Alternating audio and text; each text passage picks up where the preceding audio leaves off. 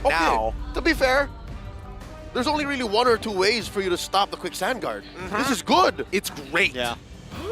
It's really, really great. He's going to have so much control. I'm hoping to see like an Onyx-style opening coming out from Blacklist International where it's like, oh, I don't need to show up into the lane. I'm going to check your jungle real quick. And if your support happens to be there, chunk him out. Pop him. Checking out the lineup once more. The numbers say it all for Blacklist International because, again, this is the characteristic for Fireflux. So far, they've gotten this deep into M5 by defying the odds and playing heroes like Leomord. And here, they're trying to show us a new take. Again, this is a cobbled together way of playing the Leomord. And I'm sure they've screamed with this, and I'm sure they've practiced for the fact that maybe our opponents will take out the key parts of this lineup. But against Blacklist, man, this is an old flame. All right, it's match point for Blacklist right now. Trying to close out against Fireflux. Game number 4. Who's going to take it all? Is it going to be Fireflux on this blue side? Rosa! Whoa. Wait, what? Oh, he just got chunked! He used his Purify already and he got chunked! Blacklist International on the red side. I Edward think jumped it was. into the mid? Yeah! They all went in. I got a treat for you here.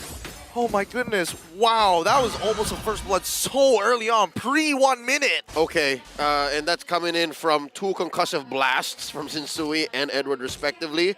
Edward also rocking the, all right, Master Assassin. Yes. Also rocking the Assassin emblem. All right, that's a whole bunch of damage. How much? Yes. Yes. More than enough. More than enough. I like it. I like it a lot, right? That's what I was hoping for, to see these aggressive openings coming in from Blacklist International, because Khalid is one of the few heroes who gets away with that. He no worries about mana. It's not that big of a deal. Homie even has the jump, right? His passive. So you don't need to commit anything. Exactly. And it applies a slow and, man, there's so many good things about it that I could talk about it forever. But so far, just look at this lane dominance coming in from Edward. I like it now.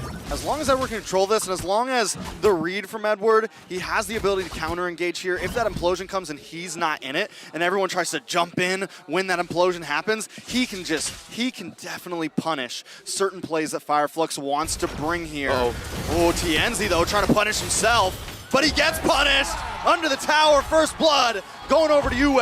Shadow Strike doing its work, terrifying the Leomord in mid, and this bottom lane, this gold lane matchup, again, it's a skill match actually, but this is OEB we're talking about. Yeah, it's going really well. It's going really, really well for Blacklist in the early stages of this game. I think we need to start looking for some foresight here, you know? Foreshadowing, as some may even call it. When do we expect Fireflux to try and bounce back against Blacklist International, right? Obviously, level 4s are going to come on in, but with the lead that Blacklist International has made, I'm guessing it's going to lead towards the bottom side of the map, where Renegade is keeping his watch.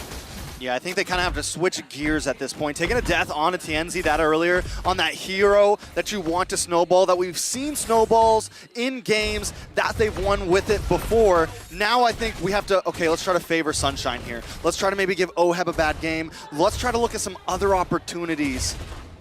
And I think the fact that Apex has, I don't know, been put on a very defensive position. Again, a babysitting Tigreal is a very difficult way to look at a clapback.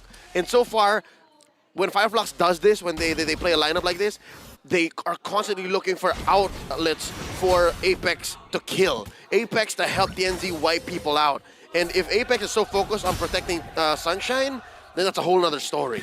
Yeah, and it doesn't help that Blacklist International has 2 winning lanes on the furthest sides of the map as well. Like, you can have as much priority in the mid lane as you want, but our laners, no matter which side you go to, they're going to get hurt, right? And I don't think Fireflux esports, with the heroes that they have, aren't exactly the greatest when it comes down to skirmishing. Maybe Sunshine, but that's the only exception. Oh man, Sunshine in a bad spot right now. 3 members of Blacklist just circling like vultures, man, just looking, waiting for the pickings right now. Yue gonna come down as well. Rose gonna walk right in Sensui there, take a little bit of damage, forced to pop the black shoes. TNZ not want to force it, and Blacklist have a lead. They don't have to force anything right now. Something to note about what Shinsui is doing to Rosa, he's forcing either a Black Shoes or a Purify. If both go, that's a sign for the rest of Blacklist to follow through. So with that said, I think even Blacklist knows that the turnaround from Fireflux is coming from gold. It also helps that the turtle is here. Ooh. Ooh, out comes the Steed. Hey, hey. Edward on the run, TNZ. Not going to be able to do anything. Look for the knock-up. Neither of them have it. Edward able to walk away safely, gets pulled back. Oh, they needed that kill so bad. That could have been the turnaround a little bit, at least to get TNZ back in the game. Khalid things, quicksand guard. I'm like, what you gonna do about it? Not Hey. to mention he didn't even spend his flicker.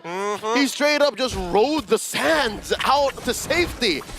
Oh man, I love the fact that we were like, you know, underrated players, and on top of the fact that the EXPs have been kind of like, not doing too much because it's been pretty boring lanes for them. Now it's kind of riding on them to make these big plays. Oh, Sunshine pinned against the wall. Sensui looking for the finish. Oheb gets the kill though. Rosa looking to respond, pops the black shoes in the midst of them. Sensui uses that defensive spin though, able to get away. Luckily Rosa still finds Yue. Fireflux trying to even things out. Oh, Edward with the raging sandstorm, he gets the sun on it, TNZ! TNZ goes down, Oheb finds another kill, Apex 47 grasping for straws, but able to grasp nothing. It's a 2-for-1 trade, Blacklist on top. Grasp these facts. Whenever you see Blacklist International with low HP, technically they aren't. The fact that you have a hero like the Rafaela that tops up all of their members, just taking them out of Oathkeeper range makes Fireflux Esports' job more difficult. It's not a true sweep when you have to swing maybe 2 more times. Also talking about the Khalid, oh dear lord.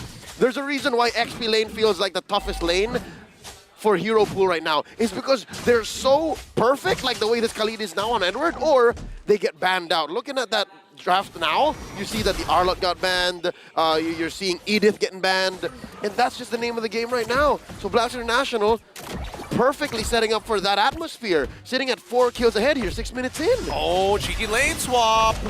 Alien pops the Bravest Spider, getting some nice damage on Oheb. Whoa! The flicker in! They find him! Luckily Apex finds another one, double kill for the Roamer, but that's okay, it's still a win for Fireflux Esports, but no! Sunshine!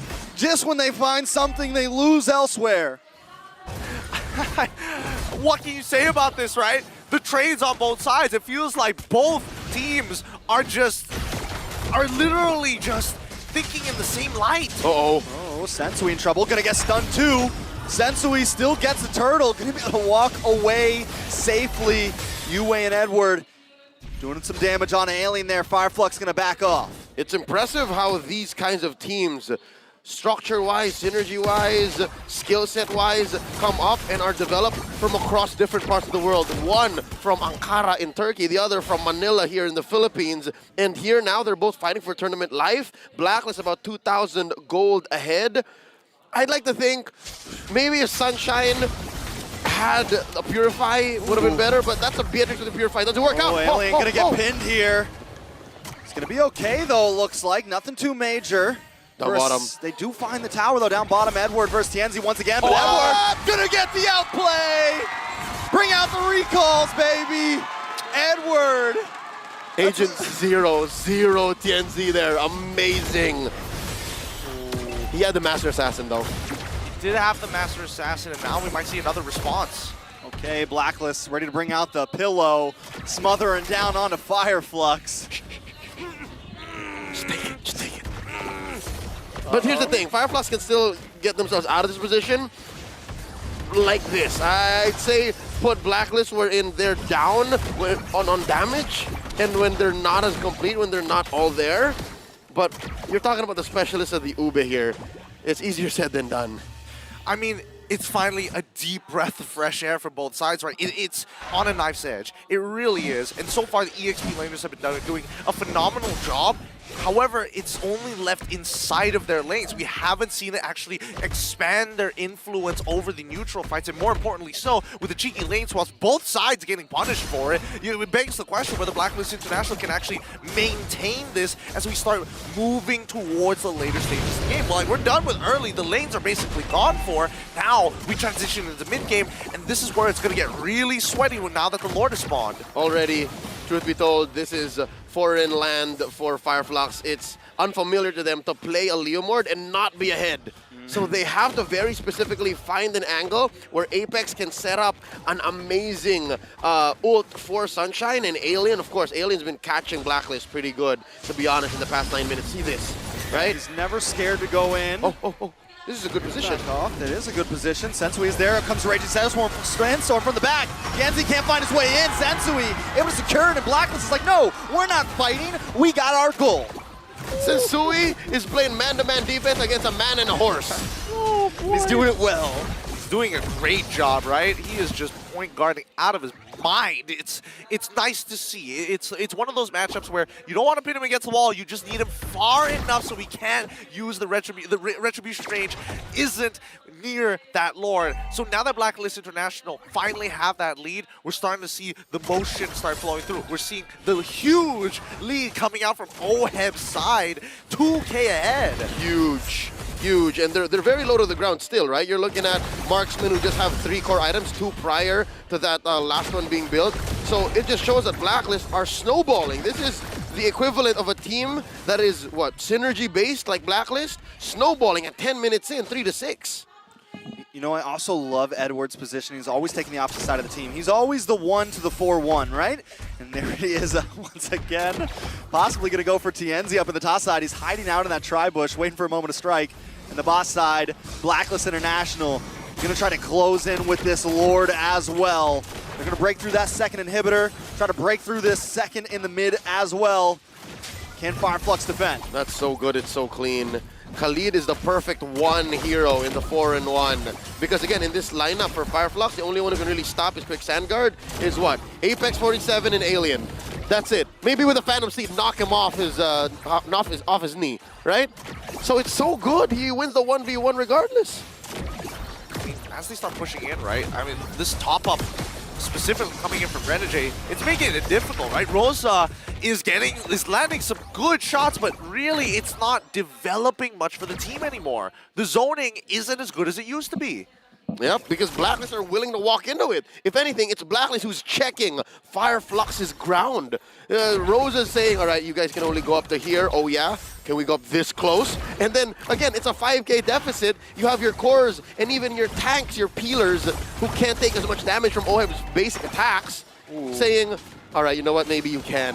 And they have to play very defensively. They have to play very specifically and sacrifice their larger objectives. This tier 2 in mid, I give it maybe 2 or 3 more waves. I give it this last Lord, and then Black is going to push in. It's definitely going to be trouble for Fireflux. I mean, they're at a big gold deficit, 4.5. Oh.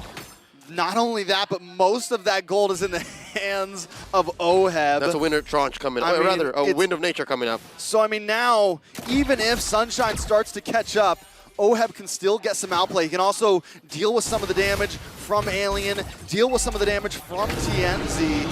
Fireflux running out of answers. Apex looks for the implosion, though. Alien in the backside as well with the Bravest Fighter. Yue catches him with one of his own. Terrified, Alien down. Sensui gonna pick up that kill just in time to take this Lord. Very clean from the side of Blacklist International, right? This pick is going to make sure that at least for this Lord, it's going to be a non-contest. I can't imagine Fireflux walking up here, especially since Bennett's Rage is already down, and Nibiru's Passion puts you in an awkward spot where you're now susceptible to getting hit by not only Yue, but at the same time, by the Holy Baptism from Renegade. So there we go. They've got the Lord for free, uncontested. That's right. Not just the fact that even Alien is down. Maybe if you can layer the Implosion and the Bravest Fighter, that might be enough of a peel or a full frontal shock that scatters Blacklist and then allows for the damage from Rosa and Sunshine to make a difference. But that's 2 or 3 layers that you have to set up. That's a 1-step plan for Blacklist compared to Fireflux's 3 or 4. And we're being very generous. It's actually a grocery list of things that have to go right for Fireflux for them to actually have stolen that Lord away. Yeah. If you mess it up, if you miss it, the punish. It's over. The punish is so bad. Can we talk about the fact that Alien is going for a pretty interesting build earlier when I did see it? He did have an extra Fury Hammer on top of the Hunter Strike. Is he trying to go for Blade of Heptases when most people will go for Malefic Roar at this point in time? It's a hybrid, and again, I think he's just hunting for OHEB. That's what he's been doing. He's trying to take down the core for Blacklist, but I'm worried because there's very little of a streak on OHEB. But I guess if you do take down their main damage source, you're able to force out fights so that TNZ can swing. I don't know. Lord coming in. Black coming in as well. Knock, knock. Black gonna move up to the top side. They want to clear everything out, and I just love the patience right now. This is the Filipino discipline at its peak.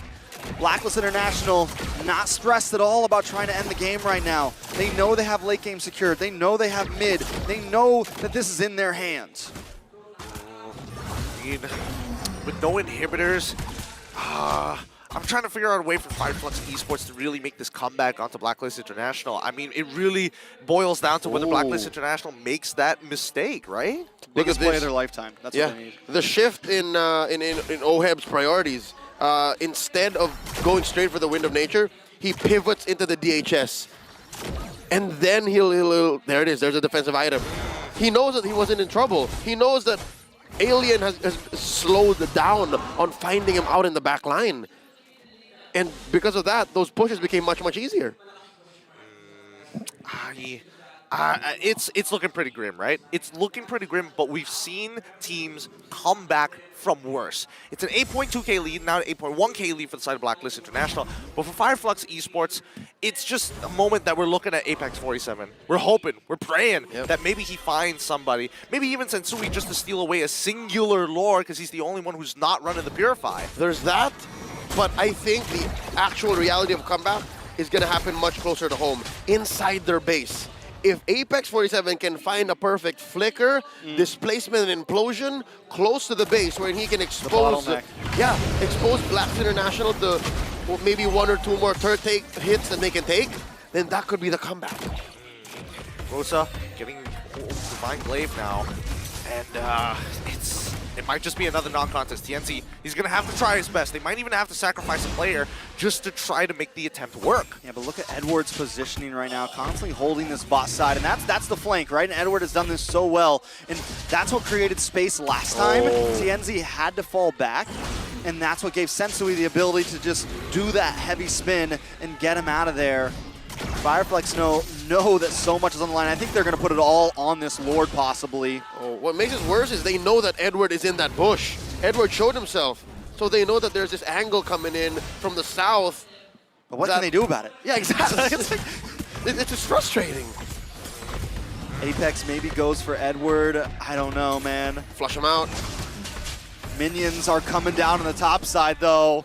Don't forget, this is a do-or-die game. All the pressure on Fireflux shoulders right now. They don't win this, they're going home. One last Lord to rule them all right here. The Steed comes out, Edward comes in, only lands a stun on Apex 47 though. Edward actually taking a little bit of damage. Sensui gets the pin, the heavy spin.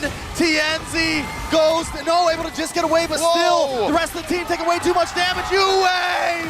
He finds an Oheb with another one. Fireflux is dropping left and right. Rosa, can he try to get the outplay? No, Black is already at the base. Sunshine, 1v4. This should be it. Blacklist International, with a dynasty better than most, are gonna move on in the lower bracket. And there you have it! GG!